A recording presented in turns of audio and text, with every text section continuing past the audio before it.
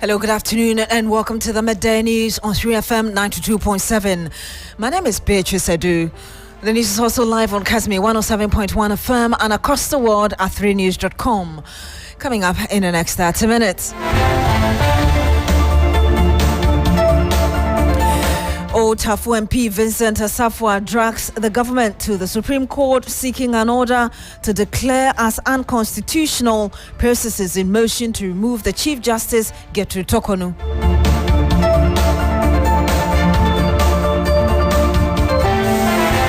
Also coming up, Parliament to resume the approval and appropriation of budget estimates for various ministries.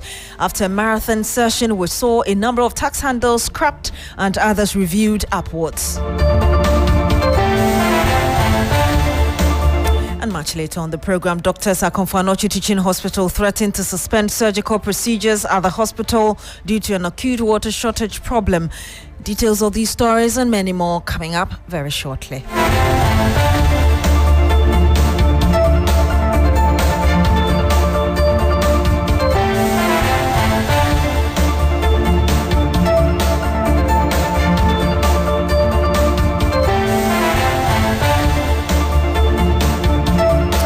Thank you very much for joining us today. Now, the Member of Parliament for Old Tafu and Eko Vincent Asafwa has sued the Attorney General over publication of petitions to remove the Chief Justice Beatrice Adu from office. Mr. Asafwa is praying the Supreme Court to declare as unconstitutional ongoing processes to have the Chief Justice removed from office. He says the President erred procedurally. This comes days after President Mahama forwarded 3 separate petitions to the Council of State, kickstarting the constitutional process for the removal of the Chief Justice or the Justice of the Highest Court. But according to the MP, the President's failure to notify the Chief Justice about the petitions violates the 1992 Constitution. Hence, the ongoing process must be declared null and void. We're bringing you details of what Mr. Asafwa is seeking, but let's quickly get a thought of private legal practitioner Martin Pigbu. Good afternoon to you, sir. Thank you so much for joining us. Hello, Mr. Akpebu, can you hear us? Yes. Thank you very much for joining us. Good afternoon to you. Yes. I'm sure you know the processes, and of course, this is not the first time there has been a petition to remove the same Chief Justice. Even under the previous administration, we saw that. But would you say, based on what you know, that there's indeed a breach in procedure? The reason the plaintiff, is asking that the court declares the steps taken by the president as unconstitutional? No, there is no breach at all. There is no breach in any procedure. Listen. The Supreme Court held, right now, if you read the Constitution, you'll not find what I'm about to say. Rather, it is in the case of Frank Ejechu versus Attorney General. So now, what it is that in Ejechu versus Attorney General, it was held that when it comes to the removal of the Chief Justice, when the President receives the petition, he should consult the Council of State to make. And the President is the one who ultimately rules, like a judge. He will make a determination whether there is a prima facie case. So now, for the President to make a determination whether there is a prima facie case, he needs to consult the Council of State, which he has sent. It's only part of the step. Now, it's also the case that when the President is about to make the prima facie case, sometimes you ask the Chief Justice to comment. That is, and let's watch the words. It's only when the petition is well drafted and well grounded. So in other words, what I'm saying is that if the petition has so many problems that, let's use the strongest Ghanaian language so that it would sink in. If the petition looks hopelessly bad, the President doesn't need to invite the Chief Justice to answer before he will make that determination. So let me show you examples. Today, assuming a petition is sent, then the petition is not signed, then there is no name of the petitioner. So how would you ask the Chief Justice to answer when the Chief Justice doesn't even know the accuser?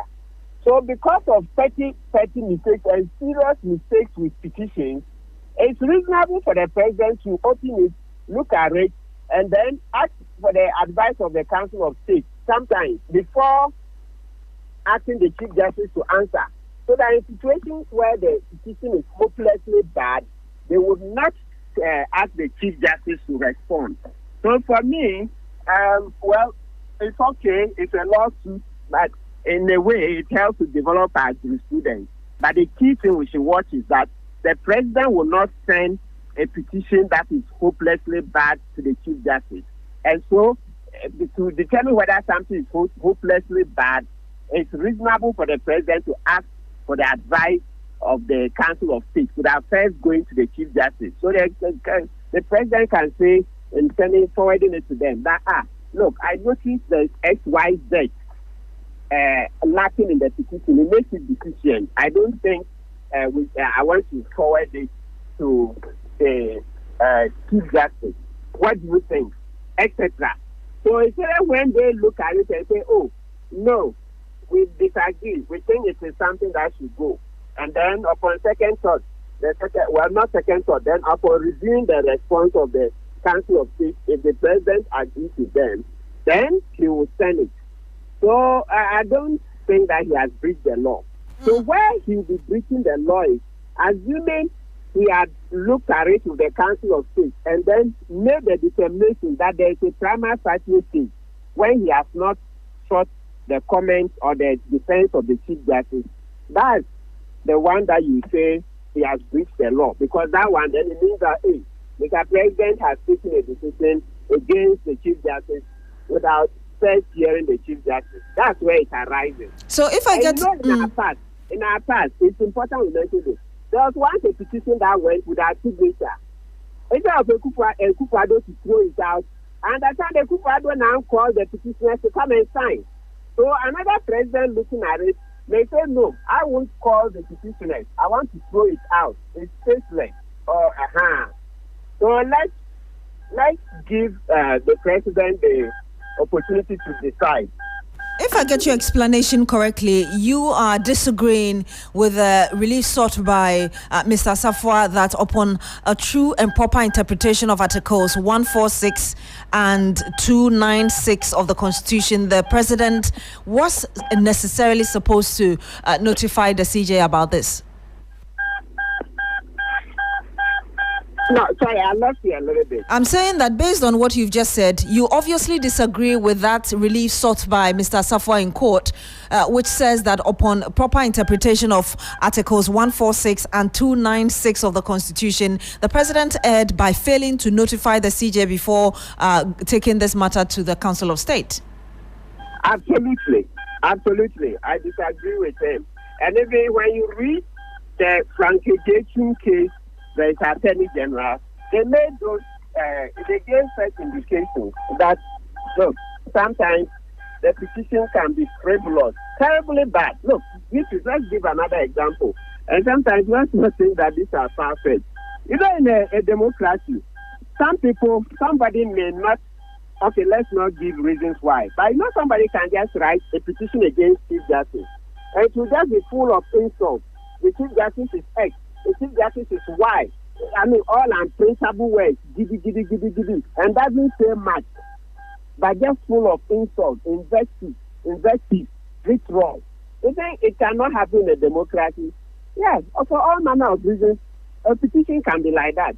And you are saying a petition that's just full of insults, petition for removal of Chief Justice, doesn't give any tangible reason, just begin to insult, just begin to say unsavory things like this.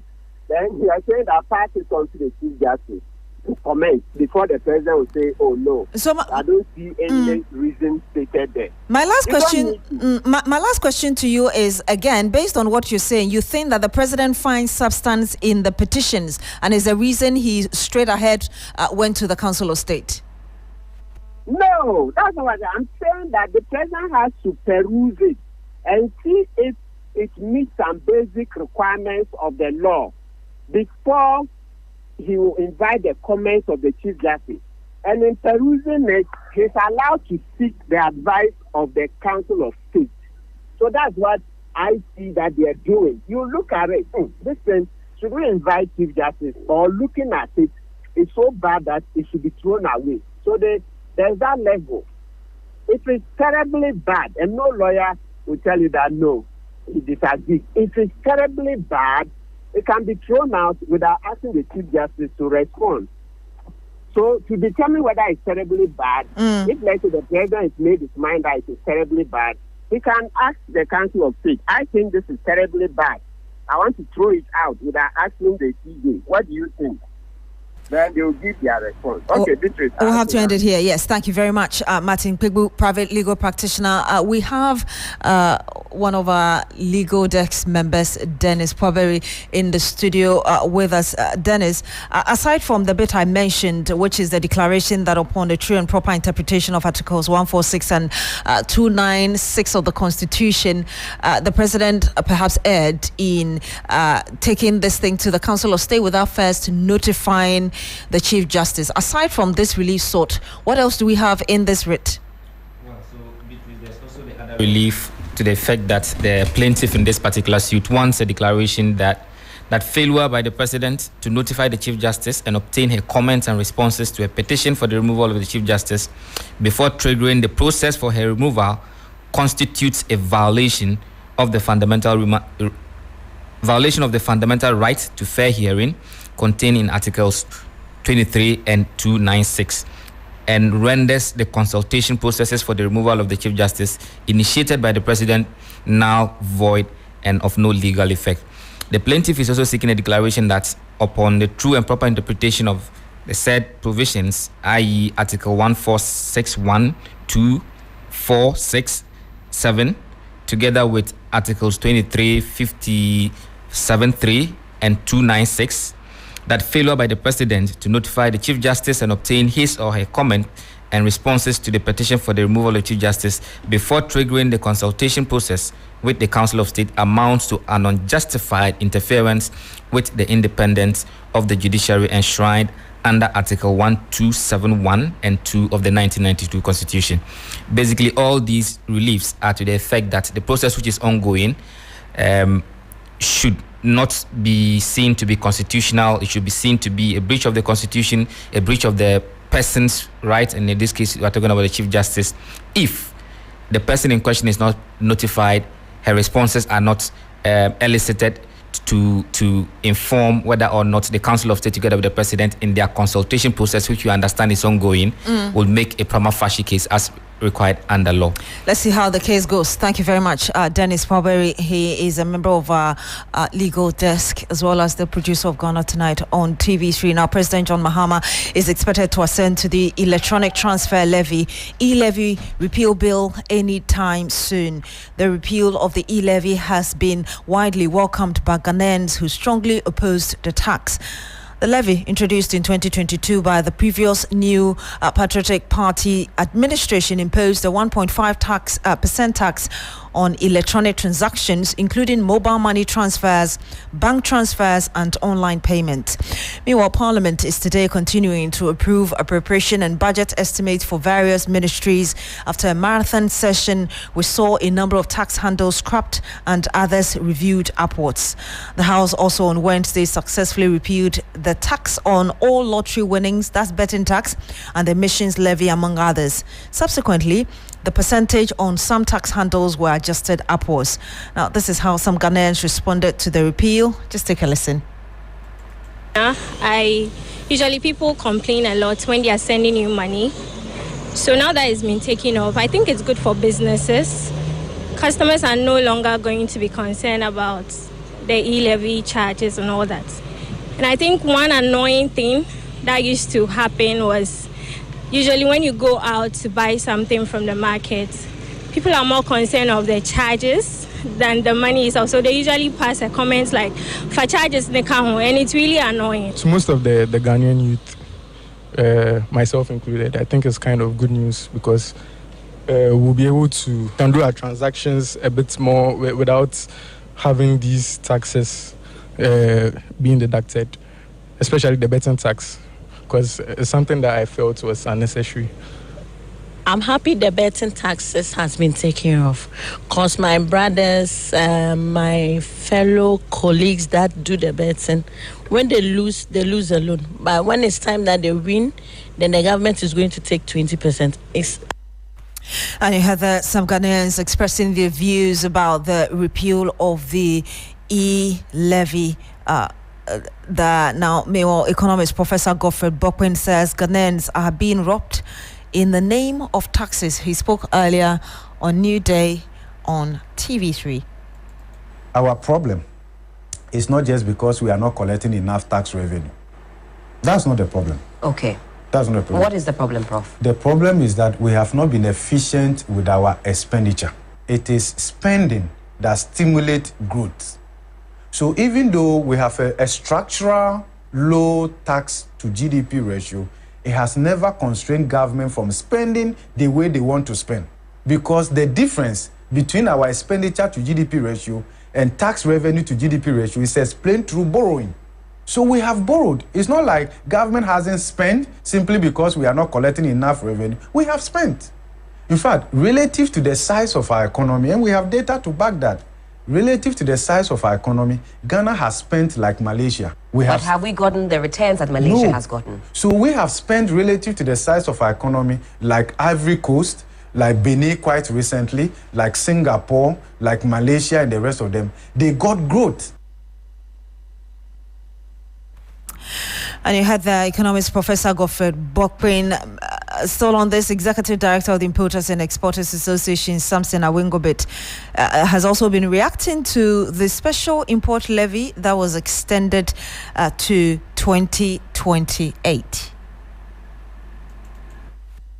As Oliver Twist asked for more, we know that we keep on pushing the government to do something with the COVID levy to support us. We know that the government promised rationalization, from which Minister of Finance said after the budget approved, he's going to engage business community.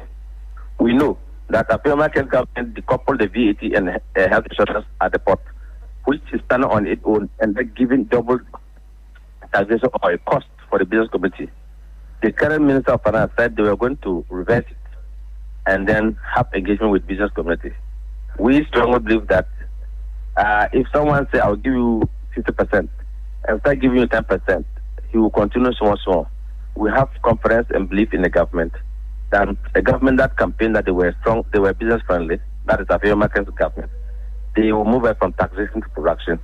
And in 8 years, you and I, the number of taxes that they impounded, to the extent that if you look at the 2024 election, all the business community were against them. And so it is not a fair market to come and tell us what. We ourselves have the math. We ourselves have the channel that we will go to appeal to those who matter, and they will do the right thing at the right time for the business community. And you heard the Executive Director of the Importers and Exporters Association of Ghana, Samson Awingobit. Let's speak to Atta Issa. He's a member of Parliament, a member of the Finance Committee of Parliament. Good afternoon to you, sir. Thank you for joining us. Thank you, and good afternoon to your listeners. I know a lot of work was done yesterday, closing somewhere after midnight today, but what more should we expect from your committee today as regards taxes and all the things you need to do? Because tomorrow is our last day before rising, all ministries, departments, and agencies' estimates are being considered at committee levels. So as and when you complete the approval stage at the committee level, then it is brought back to the House for second reading, third reading, and approval. So yesterday, what took so long was the amendments that we are seeking to do through the finance minister vis-a-vis amendment to the Income Tax Administration Act that seeks to expunge from our records issues of bedwin withholding tax. Also, the idea of uncapping the GET fund and the NHIL levy, and also the special import levy that have been moved through the sunset clause to the next 4 years. And then also the growth and sustainability bill. In fact, that took a lot of our time because the minority raised issues concerning taxing the private sector, or we don't create enabling environment for the private sector to thrive. But we made an argument which is forcefully made that in every advanced democracy or economic, they sometimes have what we call windfall tax. For example, through your stability clause, when you start the year, and you know that your gold price is expected to be 2% or $2,000. In that $2,000, you already factor in your profit margin of the $2,000. Then for no work that you have done, the gold price per ton has moved from 2,000 to 3,000 dollars. So my point is, who takes the 1,000 extra? That means that the country has just ceded its right to the gold company. So we are of the view that the price change, the government should take 2% more from the growth and sustainability levy on it. So I think that is what took a lot of our time. And finally, another thing that took a lot of our time was this issue of voting on some of the tax handles that they disagree with. Example, emission levy. They are of the view that that tax was never passed. But what we always tell them is that a tax handle that is found in our books, once it is not taxed, it doesn't mean you don't incur losses. What it simply means is that because of that tax handle that is in our books, investors will be scared away. So for giving that positive indication that no tax on betting, no tax on emissions by vehicles, will reduce the VAT rate on insurance, VAT insurance on motor and all those things. We have done all those things. So it will give some level of comfort for the private sector. And then finally also, people should get these things clear. First of all, when you say killing the private sector, the number one weapon that kills the private sector is the cost of energy. President Mahama says he's introducing the smart metering program under the 24-hour economy so that consumption at production level will be down. So let's talk about... Number two, in terms of wastage, if state institutions use their wastage as cost item to the consumer, because what do? From Nkrumah, we always know that the transportation of that crude that we get, or the electricity that is generated from VRA, before it gets to Gridco, we lose about 30% inefficiency. I want us to wrap up the conversation. Forgive me. I know that we've had members of the NDC saying that the president should be assenting to the bill soon that scraps these taxes. Do we have an idea when exactly? He said, I didn't hear what he said. When the president will be assenting to the scrapped, bills, the bill. One takeaway I'll give you is that by 1st April, all these taxes will not be there, because we don't want to do it one after the other. We are consolidating all the revenue measures, and then we're sending it to the president to just do one sign off. Today, we'll pass all the amendments that we seek to do in terms of taxation. The rest will be consideration of ministry, department, and agencies, and I think that one is easier to go through. So that's the stage we are currently. Well ended here. Thank you very much. Ataisa is officials were threatening that they will abandon surgeries if this wasn't solved. Well, Beatrice, as we speak, they are only attending to emergency surgical operations. They have decided to turn away others who can wait for another day, because they claim that since Monday, not this Monday, last week Monday till date, they have been battling with acute water shortage. And we all know Confanoche is serving about 12 out of the 16 regions. So the level of consumption when it comes to water here is huge. They've exhausted all their reservoirs, all the tanks, and still the water is not running through their tap. In fact, Ghana Water Service is saying that they've also encountered a burst pipe that is about 6 meters down on the main Abripo Road. And if they have to fix it, it means they have to block that entire stretch. So they are currently liaising with the regional minister and other relevant authorities so that they will be able to work on that.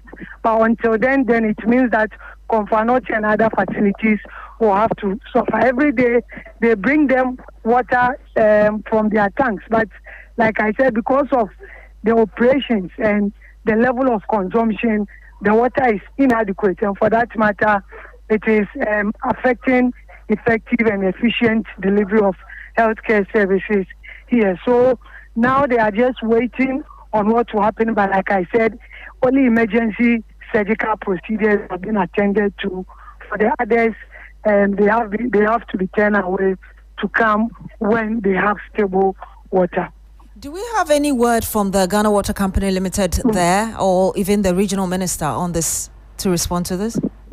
Well, the regional manager for Ghana Water Company came to Konfanochi not long ago. He came to give them that assurance that they are working effortlessly to ensure that water is restored. But like I said earlier, they said it is a best pipe that is about 6 meters down, and this is on a main road. So they have to cut the road open and be able to fix that pipe. And for them to be able to do that, then they will have to create an alternative route for motorists or road users before they can commence on that activity. But that assurance has been there. He said the regional minister has also given them assurance to support in that direction. So hopefully latest by Monday, water should be restored here at the Konfanochi Teaching Hospital. Thank you very much, Ibrahim Abubakar. He's our Ashanti region correspondent. Now, President John Mahama has asked state investigative bodies to expedite prosecutions of some high-profile murder cases that appear to have dragged in recent past. Speaking at the seat of government during a courtesy call by the Bar Association, the president said the Ghanaians are expectant of justice in such cases. And one of the issues we're confronted with is the issue of corruption and accountability in office. And so the expectation of Ghanaians is that this government will mount a stronger fight against corruption. We're committed to the protection of human rights and investigation of significant killings or murders that have remained uninvestigated. And so I've urged the police and the investigative organizations to look more actively in cases like Ahmed Swali, and that is how come a first suspect has been arrested. We're hoping that his interrogation will lead to further arrests of people. There are several other cases like the JB Dankwa murder case, and we're asking that it be expedited in terms of the prosecution that is taking place and for investigations to be carried out to find out if any other persons were involved in some of those. You heard there, President Mahama. Log on to StreamNews.com for more news. My name is Beatrice Adu. Coming up shortly is Business Daily with Bismarck Wisa Dengowe.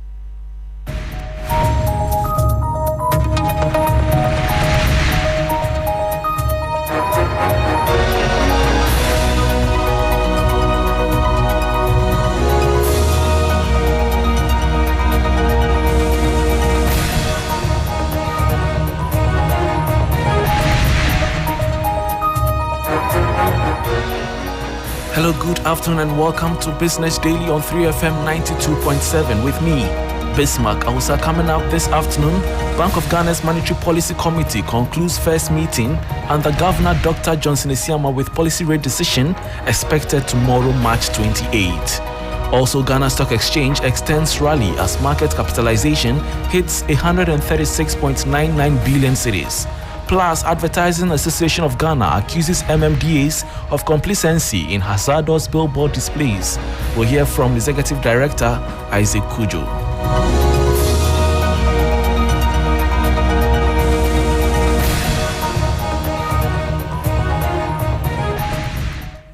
Thanks for your company. Now to the details. The Bank of Ghana's Monetary Policy Committee, MPC, has wrapped up its inaugural meeting under the leadership of Governor Dr. Johnson Isiama. The three-day session, which commenced on March 24, focused on evaluating the nation's economic performance with particular attention to inflation trends and monetary policy. The committee is set to announce its policy rate decision tomorrow, March 28, a move that is highly anticipated by financial analysts and market participants. Of Ghana's Monetary Policy Committee has concluded its first meeting under the stewardship of Governor Dr. Johnson Esiama.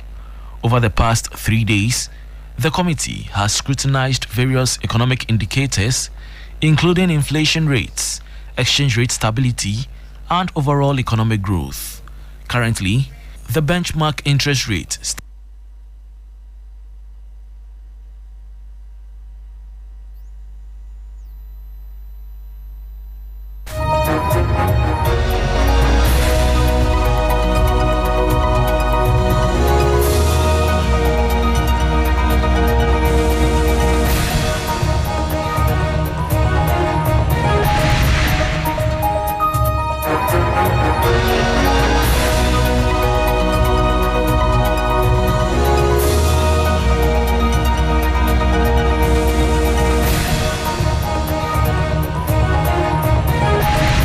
The Bank of Ghana's Monetary Policy Committee has concluded its first meeting under the stewardship of Governor Dr. Johnson Esiama. Over the past 3 days, the committee has scrutinized various economic indicators, including inflation rates, exchange rate stability, and overall economic growth. Currently, the benchmark interest rate stands at 27%, a level maintained since January 2025. Analysts are keenly awaiting March 28 announcement to see if the central bank will adjust the rate in response to recent economic developments. The forthcoming policy rate decision is expected to have significant implications for borrowing costs, investment strategies, and the broader economic landscape. Stakeholders across various sectors are advised to stay tuned for the official announcement and its potential impact on financial planning and operations. And that was the 3 Business News Desk report on Bank of Ghana's Monetary Policy Committee concluding its first meeting under Governor Dr. Johnson Esiama, with policy rate decision expected tomorrow, March 28. Moving on, the Ghana Stock Exchange continued its upward momentum on Thursday, with the benchmark GSE Composite Index gaining 155.17 points to close at 6,218.93. This pushed its year-to-date return to 27.21%. The following 3 Business News Desk report has the detail. The Ghana Stock Exchange maintained a bullish run on Thursday as the GSE Composite Index surged by 155.17 points to close at 6,218.93, reflecting a 27.21% year-to-date return. The Financial Stock Index also advanced, gaining 7.77 points to settle at 3,060.88, with a 28.57% return so far this year. Market capitalization increased by 1.93 billion cedis to 136.99 billion cedis, driven by strong gains in blue chip stocks. Trading activity soared, with 1.75 million shares exchanging hands, a 265.56% jump, bringing total market overturn to 9.01 million cedis. MTN Ghana led trading, accounting for 1.5 million shares valued at 4.79 million cedis, while GCB, GOL, and GLD posted gains. However, Cowbank slipped by 1 pesewa to close at 78 pesewas. Investor sentiment remains positive, with the market benefiting from improved liquidity and confidence in key stocks. And that was a 3 Business News Desk report on Ghana Stock Exchange extending its rally as market capitalization hits 136.99 billion cedis. Now, the World Bank has urged the government to enhance the ease of doing business to boost private sector participation in the economy. This call follows findings from the World Bank's Business Ready report on Ghana, which highlighted several challenges faced by businesses. According to the report, it takes more than 50 days to register a business in the country, while power supply remains a major concern, with 68% of businesses relying on generators. Speaking at the launch of the report, the World Bank's country director for Ghana, Robert Taliesio O'Brien acknowledged the progress Ghana has made, but emphasized the need to address existing bottlenecks to further improve the business climate.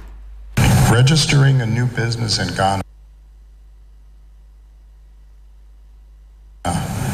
takes 57 days. 57 days compared to 3 days in Rwanda. Why? Can't Ghana do just as well as Rwanda? Of course it can. Of course it can. Market competition. Ghana scores only 32 out of 100, and the reason for this is weak competition policies and opaque procurement systems. Again, should Ghana be in the bottom third? No. Dispute resolution. This one is really a shocker. According to our data, resolving a commercial case takes an average of 900 days. This is 4 times longer than Cote d'Ivoire. Okay, again, why? Is there a good reason for that? I don't think so. So these are some of the areas to focus on. Tax compliance, and I know some of the colleagues will talk about tax compliance costs when the private sector panel comes on. We've heard a lot about that from our colleagues in the private sector. Robert Taliesio O'Brien is the World Bank's country director for Ghana. Before we go, the Advertising Association of Ghana has criticized municipal, metropolitan and district assemblies, MMDAs, for their alleged complacency in regulating the hazardous display of advertising billboards in Ghana's cities. The association emphasizes that MMDAs have the mandate to oversee activities within their jurisdictions but have failed to enforce regulations, leading to the proliferation of poorly constructed billboards. Executive Director Isaac Kujo attributes the frequent collapse of billboards, particularly in Accra during rainfall, to the negligence and corruption of MMDAs. Some of the problems sit with assemblies. There are problems of supervision. They don't even go to the site to check before the billboards are erected. Okay, so the assemblies must do that. If the assemblies were doing that, that problem would be reduced. But assemblies are neglecting, or they are not really doing this as they're supposed to do. There's an ally that gives them the power to do that, but they are not doing it. If they had the appetite and the manpower and the capacity to do that, it will reduce a bit. Okay, apart from the corruption that goes on, people erecting billboards overnight and things like that. And another problem, when it is election time, that's when these billboards spring up. A lot of them. They spring up inordinately, and if you confronted them, they will say that it is coming from above because it has some presidential candidate's picture on it or some MP's picture on it, but it's a lie. They did it themselves, and immediately after the election, that billboard stands there and becomes commercialized. And that was Executive Director of the Advertising Association of Ghana, Isaac Kujo, ending Business Daily with me, Bismarck Ausa. For more business stories, please check out our website, 3news.com. Urban Blend continues with Broadcaster. Please stay.